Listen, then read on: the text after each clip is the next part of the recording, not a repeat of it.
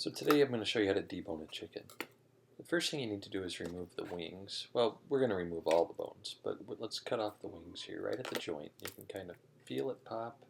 Go ahead and cut right along that. Repeat that on both sides. There's a lot of ways to bone a chicken, so this is what I find to be an easier way. You just kind of cut around until you get all the bones out. Here we need to remove the wishbone.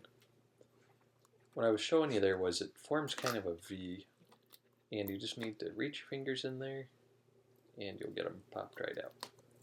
Now they're often already broken, but with Plum Creek chicken it's a little different. I seldom find them broken already. Just need to split right along the back, and you'll notice how with just your fingers you can start to peel it apart right down to where the oyster is in the thigh.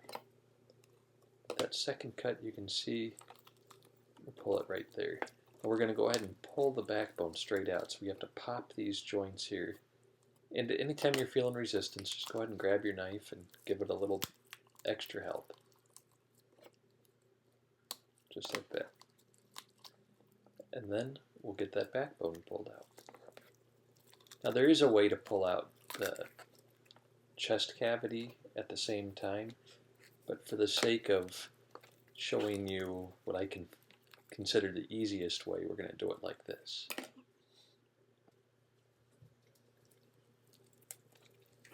So the backbone's out. Now we need to get the legs and the rib cage pulled out. This is fairly simple. Just take a small knife and guide your knife along the bones, making shallow little cuts, and you'll see it start to slowly peel apart. And you'll repeat that on both sides. Take care to not poke through all the way to the back of the bird.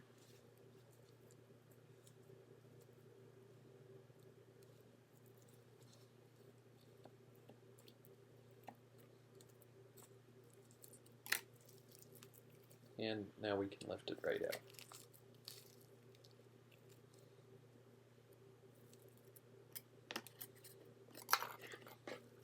Now we need to get the leg bones out.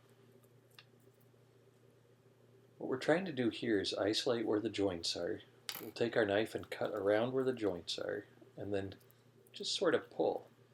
Anytime you reach resistance, grab your knife, and you can scrape at the back of it, and that'll get a lot of the meat off the bone. Now we're on to the final joint. We're cutting all along it, and then repeating just like in the top. Except for here, we've got a little trick. We want to save a little bone on the bottom of the leg. It'll give us something to tie on to when we truss the bird. Now, nothing has to be real perfect here. Oh, here we go. We're going to break the back of it. Then you'll be able to pull the bone right out, and you'll see the bottom little part is still in there.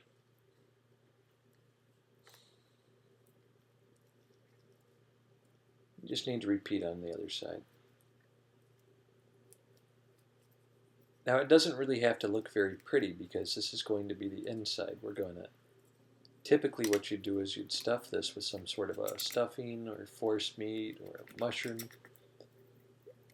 Truss it, which is to tie it up, and then bake it. So you don't really see the inside, and by the time it's baked it all comes together.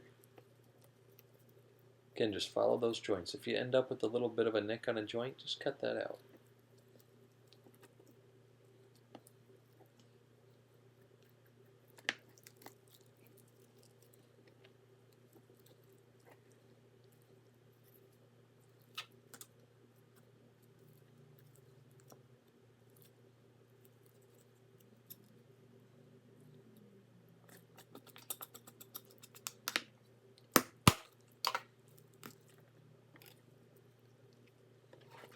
Now removing the wings, you can do it in a couple ways. You can do it just like you did the leg and cut along the bone in the joint.